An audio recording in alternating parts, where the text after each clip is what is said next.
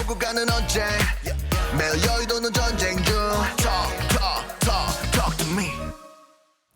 정치 톡톡 시간입니다. 국회팀 민지숙 기자와 함께합니다. 어서 오십시오. 첫 번째 주제 보겠습니다. 윤석열 대통령과 한동훈 대표가 러브샷. 근데 한 대표는 술 안 마시잖아요. 그렇습니다. 그래서 제로 콜라를 손에 들었는데요. 위치가 조금 바뀐 것 같기는 합니다. 윤석열 대통령은 맥주를, 한동훈 대표는 제로 콜라를 손에 들고 어제 러브샷을 했다고 하는데요. 네. 이 만찬에 참석했던 윤상현 의원에게 어떤 상황이었는지 물어봤더니요. 이 분위기가 한창 무르익어가는 가운데 자신이 두 사람의 러브샷을 주선했고 이 둘이 흔쾌히 잔을 들어올렸다라고 이야기했습니다. 대통령과 한 대표가 만난 건 상당히 오랜만입니다. 그렇습니다. 지난 1월 이 김건희 여사 문제로 두 사람 충돌했다가 이를 풀기 위해 오찬을 한 뒤 약 반년 만입니다. 그래서 분위기가 조금 어색하지 않을까 했는데요. 윤 대통령이 먼저 한동훈 대표를 외롭게 하지 말라라고 주변에 당부를 했다고 합니다.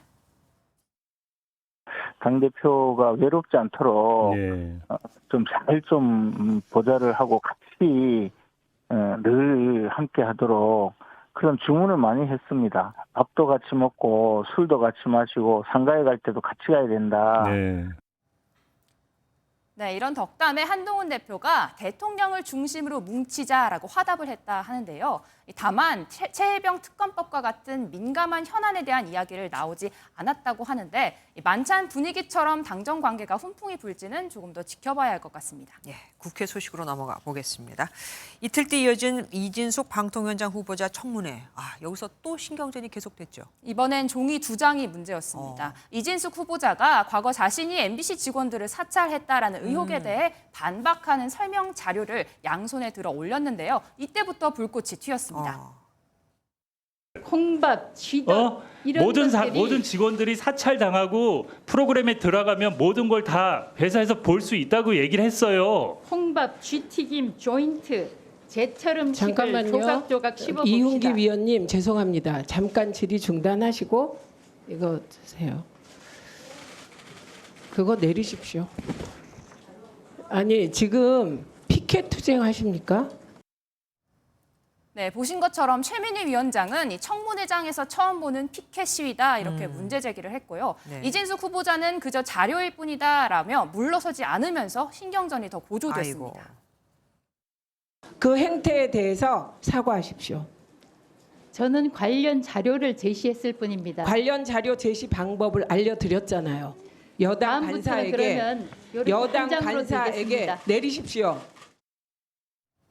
네, 이 과정에서 최 위원장이 나이를 묻자 이 후보자 개인정보라 답할 수 없다라고 받아치면서 분위기가 싸늘해지기도 했습니다. 그래서 사과는 했습니까? 네, 사과를 했습니다. 15분 동안 공방을 이어가다가 불편하셨다면 사과드린다라고 이야기를 했는데요.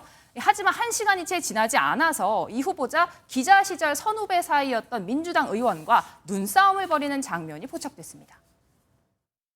이진숙이 방통위원장이 되는 것은 나라의 비극입니다.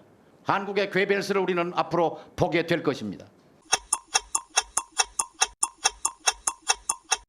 저는 오히려 괴벨스라는 용어를 저에 자, 대해서 쓰신 부분에 대해서 김무영 정말 의원님. 유감스럽습니다. 네, 본회의장도 시끄러웠습니다. 최상병 특검법이 부결된 직후에 큰 소란이 있었다고 들었습니다. 그렇습니다. 앞서 리포트에서 보신 것처럼 현장에서 표결을 지켜보던 이 해병대원들이 항의하면서 목소리를 높였는데요.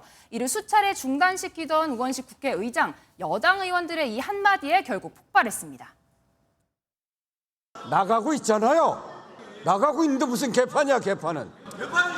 말 함부로 하지 말라고. 안 된다고 내가 조용히 하라고 그랬어요. 말 함부로 하지 말아요. 네.